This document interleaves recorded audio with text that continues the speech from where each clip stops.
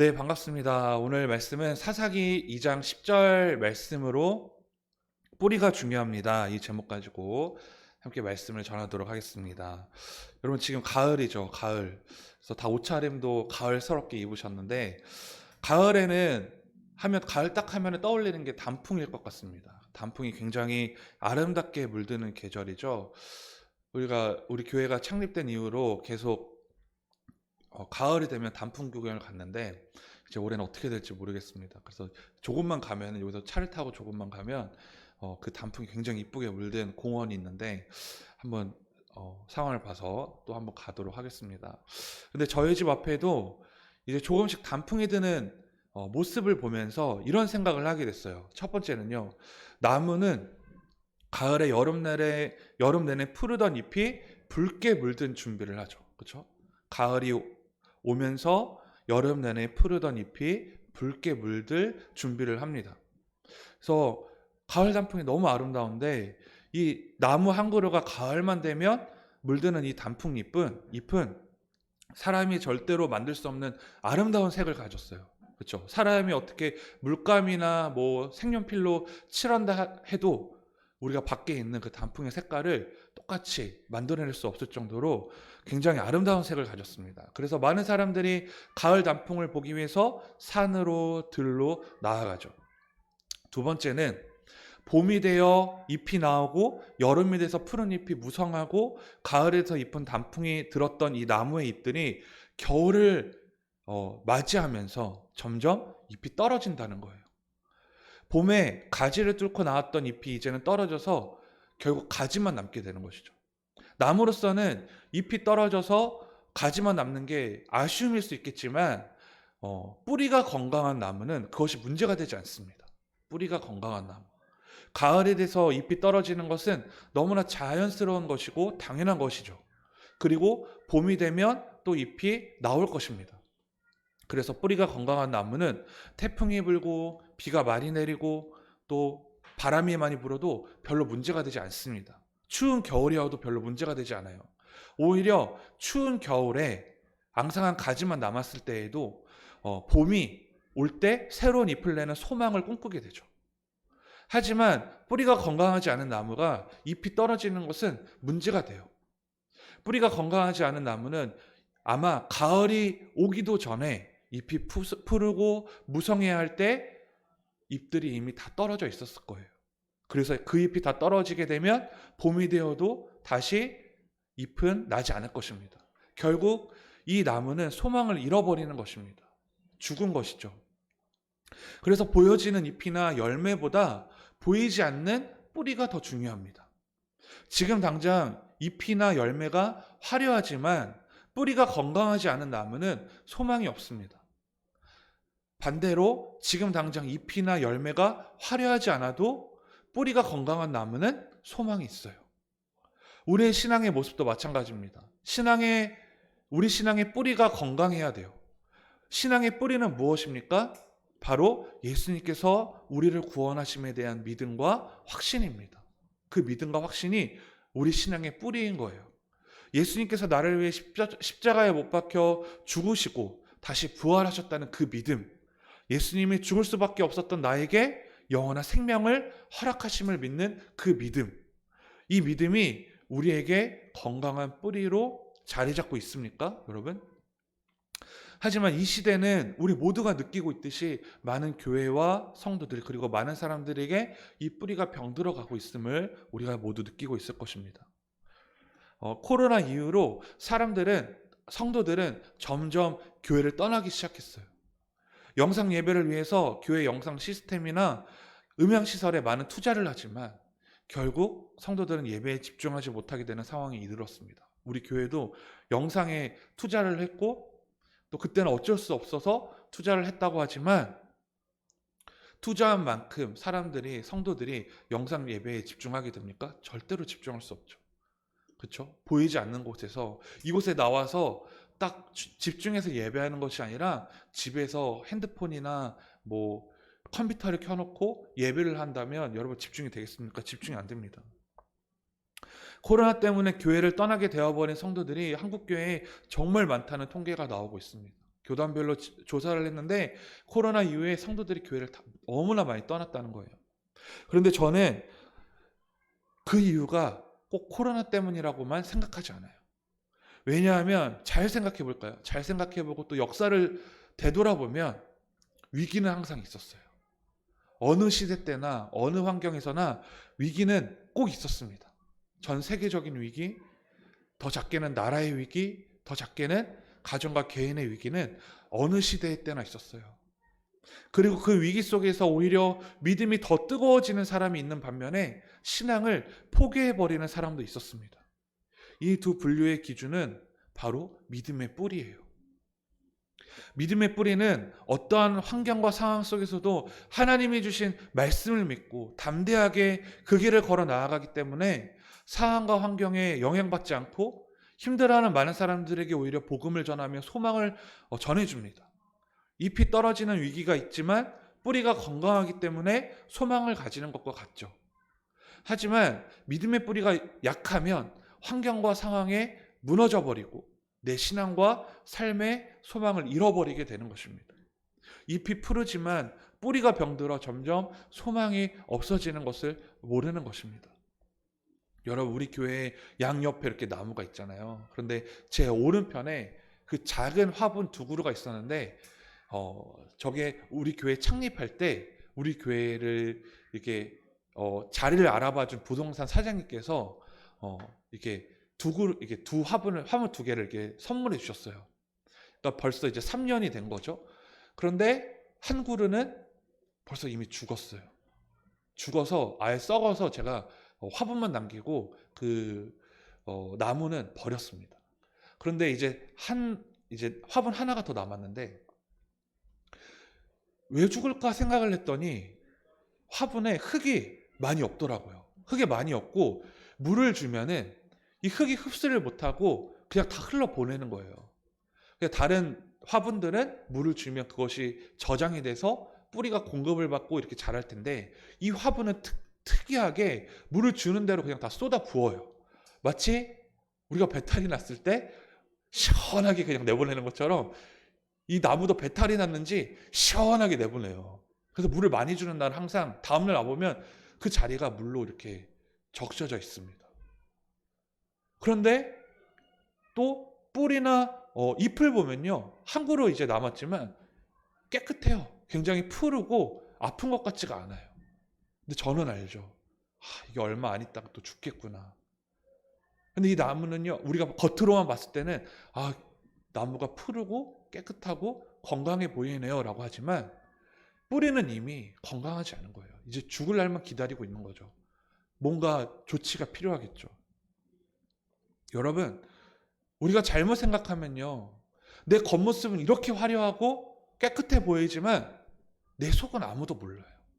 꼭 교회 다니는 사람, 성도만이 아니라요. 하나님 믿지 않는 사람들도 그런 사람도 굉장히 많죠. 이 시대에 우울증이 굉장히 심각해져 가고 있고 또 공황장애나 이러한 병들이 굉장히 걸리는 사람들이 많아지고 있는 이 시대잖아요. 겉으로 봤을 때는요. 멀쩡합니다. 깨끗해요. 옷도 잘 입고 아무 문제가 없어 보여요. 하지만 그 뿌리는 어떻게 돼 있어요? 굉장히 아파하고 있다는 거예요. 여러분, 교회에서 가장 중요한 게 조심해야 되는 게요. 지금 당장 교회가 끝이 안 났다. 그러니까 예를 들어서 무너지지 않았다고 해서 안심해서 될 게 아니에요. 서서히 병들어가는 교회는요. 끝이 보여요. 무슨 말인지 아시죠? 뿌리가 병들었는데 아무렇지도 않은 척하는 교회는요. 결국 죽게 돼 있어요. 그래서 그 뿌리가 중요합니다. 그 뿌리는 뭐예요? 예수님이 나를 구원하셨다는 그 믿음과 확신이 그 교회 안에나 성도와 그 뿌리 안에 확고하게 자리 잡고 있어야 어떠한 환경에서도 건강한 잎과 열매를 맺을 수 있는 것이죠. 우리가 조심해야 될 것이 우리 교회는 외적으로 보여질 때 굉장히 화려하고 좋아 보이는 것처럼 보여지는 반면에 뿌리가 연약하다면요. 우리 교회는 소망이 없어요. 반대로 우리 교회가 허름해 보이고 가진 것이 없고 작고 좁을지라도 우리 교회의 뿌리는 건강하다면요. 앞으로 소망이 있는 교회가 되는 것이죠. 복음을 전할 수 있잖아요. 복음의 능력을 전할 수 있잖아요. 우리가 복음을 경험했기 때문에 간증할 수 있잖아요. 그것이 얼마나 귀한 열매입니까?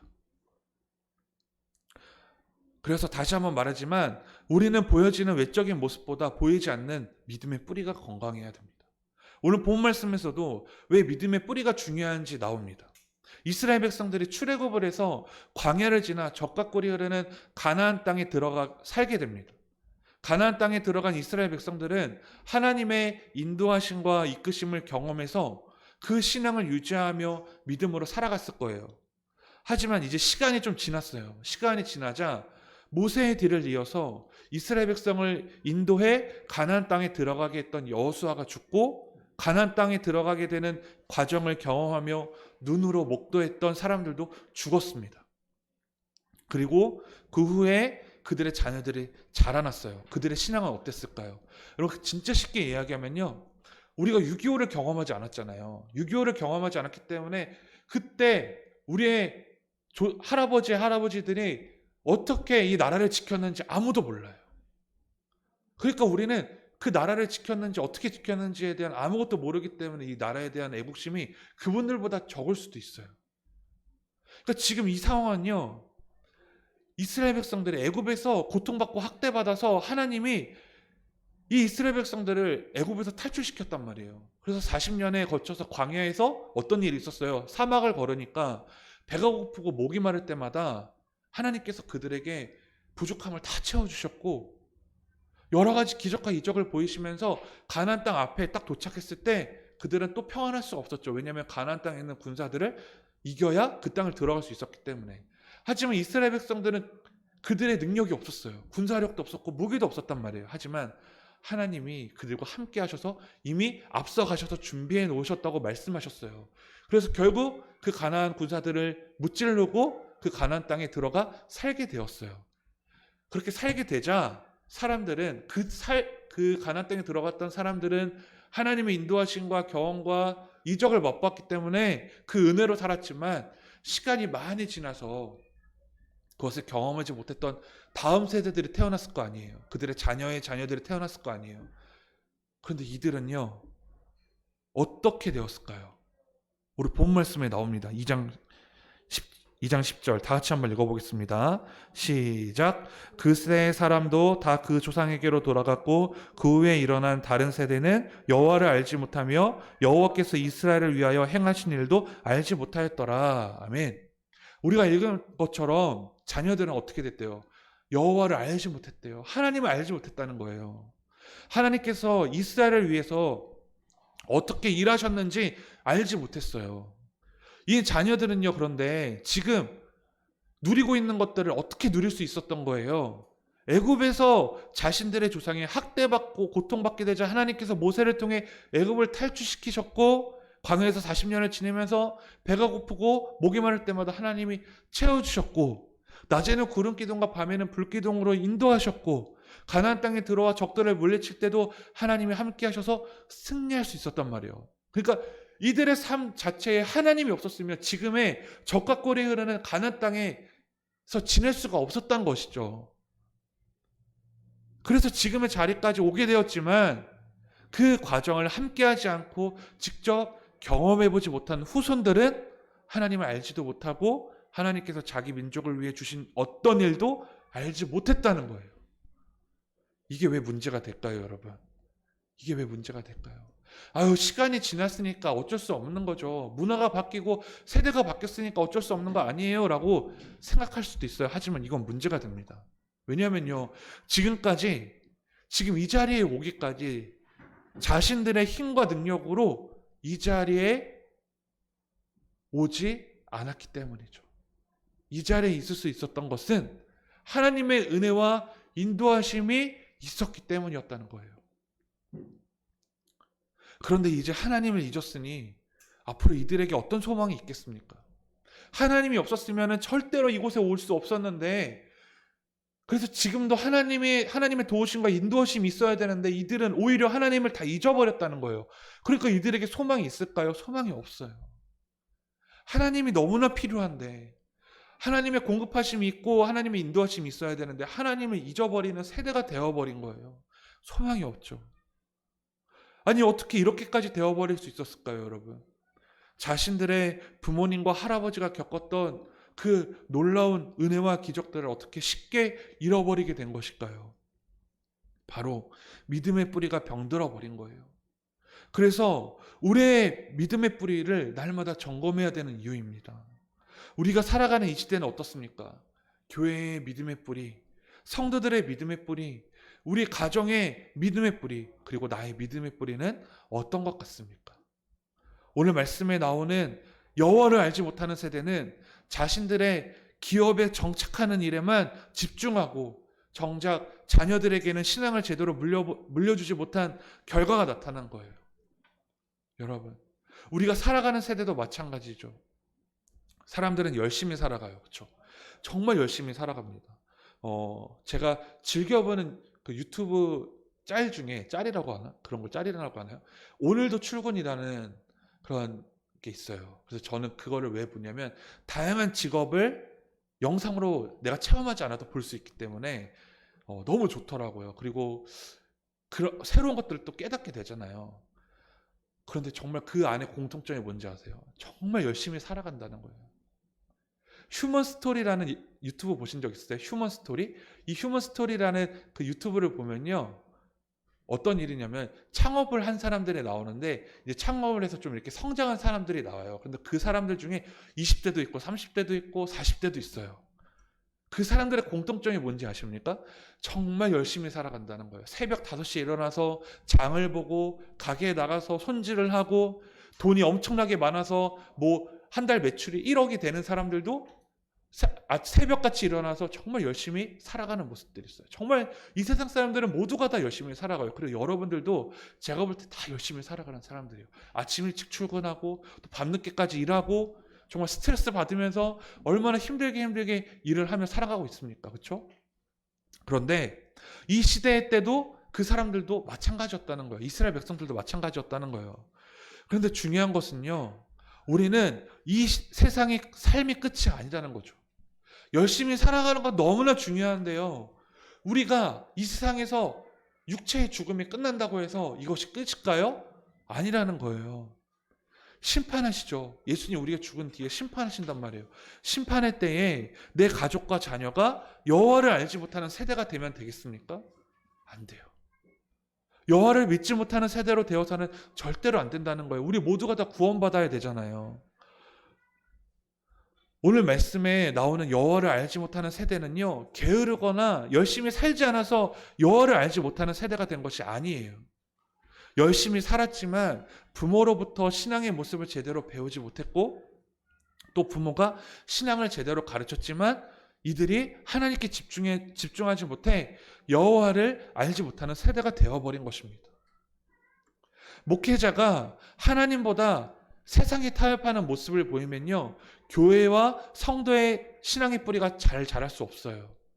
여러분 제가 목회자인데 교회의 문제나 성도들의 문제를 세상적인 방법을 통해서 해결하려고 하면요. 교회와 성도의 신앙의 뿌리가 자랄 수 있을까요? 자랄 수 없어요. 목회자와 교회가 세상과 타협하는 모습을 보일 때 이미 끝난 거예요. 끝난 거예요. 부모가 하나님보다 세상에 타협하는 모습을 자녀에게 보이면요. 자녀의 신앙의 뿌리가 제대로 자랄 수가 없어요. 성도가 하나님보다 세상에 타협하는 모습을 신앙이 없는 사람들에게 보이면요. 결국 그들은 여호와를 알지 못합니다. 그래서 나의 신앙의 뿌리는 건강해야 돼요. 세상과 타협하는 신앙이 되어서는 안 됩니다. 그렇게 하지 않으면 어떻게 될까요? 11절부터 15절 우리 함께 읽어보겠습니다. 11절부터 15절 다 함께 읽을게요. 시작. 이스라엘 자손이 여호와의 목전에 약을 행하여 바알을 섬기며 애굽 땅에서 그들을 인도하여 내신 그들의 조상의 하나님 여호와를 버리고 다른 신들 곧 그들의 주위에 있는 백성의 신들을 따라 그들에게 절하여 여호와를 진노하시게 하였으되 곧 그들이 여호와를 버리고 바알과 아스토롯과 섬겼으며 여호와께서 이스라엘에게 진노하사 노력하는 자의 손에 넘겨주사 그들의 노력을 당하게 하시며 또 주위에 있는 모든 대적의 손에 팔아 넘기심에 그들이 다시는 대적을 당하지 못하였으며 그들이 어디로 가든지 여호와의 손이 그들에게 재앙을 내리시니 곧 여호와께서 말씀하신 것과 같고 여호와께서 그들에게 맹세하신 것과 같아서 그들이 괴로움이 심하여. 아멘. 여러분 이 말씀 어떻게 들리십니까? 어떻게 읽히시고 계세요? 말씀을 보니까 여호와를 알지 못하는 세대는 하나님 보시기에 나쁜 일을 했어요. 그러니까 나쁜 일을 했다는 것은 세상의 기준의 나쁜 일이 아니라 하나님의 기준, 말씀에 어긋나는 행동들을 했다는 거예요. 악한 일을 했고 바알 우상을 섬겼어요. 여러분, 정말 저는 이 대목에서 너무 막 마음이 너무 무너지는 것 같아요. 지금도. 아니, 하나님께서 이스라엘 백성을 애굽에서 탈출시키셔서 광야를 지나서 그들이 필요한 모든 것들을 다 인도하시고 그들의 아픔도 아시고 그들의 어려움도 다 해결해 주셨는데, 그래서 지금 적과 꿀이 흐르는 가나안 땅에 들어가게 하셔서 그들이 평안한 삶을 살게 하셨는데, 하나님을 믿지 않고 바알이라는 우상을 섬기기 시작한 거예요. 바알이라는 우상. 하나님이 얼마나 마음이 아프셨을까요? 정말 얼마나 마음이 아프셨을까요? 결국 하나님께서 이 모습을 보시고요, 분노하셨어요. 분노하셔서 14절에 보니까, 제가 읽을게요. 14절에 보니까 이렇게 나와요.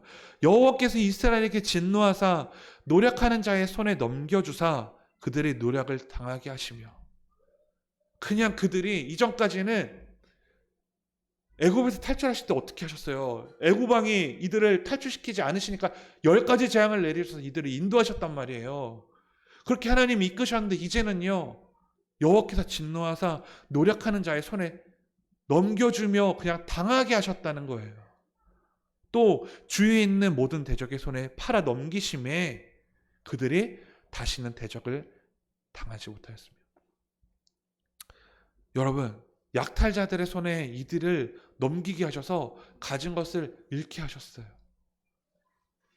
낮에는 구름기둥과 밤에는 불기둥으로 인도하셨고 만나와 메추라기를 내리시며 반석에서 샘이 솟아 목마름을 채우셨던 그 하나님께서 약탈자들의 손에 이들을 넘기게 하셔서 가진 것을 잃게 하셨다는 거예요. 너무나 반대되는 모습이 나타나기 시작합니다.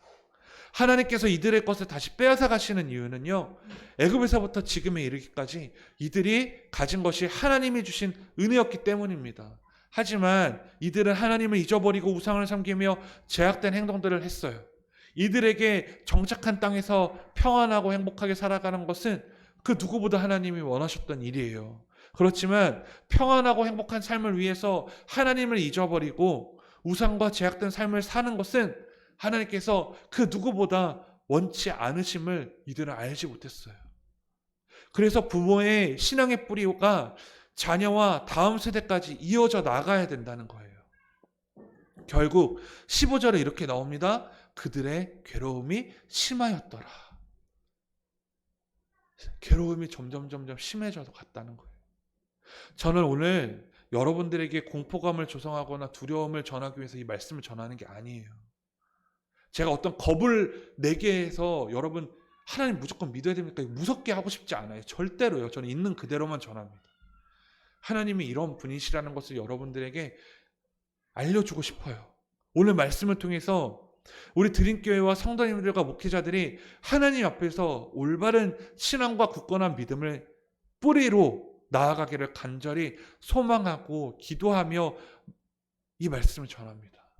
여러분, 이들이 하나님을 제대로 믿고 의지했을 때는요, 하나님께서 이들의 어려움과 고통을 다 아시고 애굽에서 직접 건져주시고 적과 꿀이 흐르는 가나안 땅을 가기 위해서 만나와 메추라기도 내려주시고 홍해도 갈라주시고 불기둥과 구름기둥으로 인도하시고 적들도 물리쳐 주시는 그러한 하나님, 정말 하나님의 보호하심 아래 있었다면 하나님을 잊어버리고 우상을 섬기는 그 다음 세대들은 노력자들의 손에 넘기셔서 가진 것을 잃게 하시고 그들이 고통이 괴로움이 날마다 더하게 하셨다는 사실입니다. 우리의 신앙의 뿌리가 중요한 이유, 우리의 자녀들과 후손들에게 하나님을 전해야 되는 이유, 우리 가정이 왜 믿음의 가정이 되어야 되는지 오늘 말씀을 통해 나타내주고 계시다는 거예요. 내 삶에 우리 가정의 괴로움이 더해지고 있다면요, 여러분 다른 것들을 판단하지 마시고 우리 가정의 신앙의 뿌리가 정말 건강한지를 먼저 점검해 봐야 됩니다. 내가 정말 하나님을 의지하는 그러한 신앙의 뿌리를 가지고 있는지, 다른 곳에서의 이유가 아니라 내가 정말 하나님께 집중하며 우리 가정에 있어서, 내가 정말 내 직장에 있어서, 내 삶의 터전에 있어서 내 신앙의 뿌리로 내 공동체에 있는 사람들에게 정말 귀한 선한 영향을 끼치고 있는지, 그 괴로움은요, 나의 신앙의 뿌리에 영향력이 없어서일 수도 있어요. 내 믿음의 영향력이 없어서일 수도 있어요. 하지만 그것을 깨달은 다음에는 어떻게 해야 됩니까?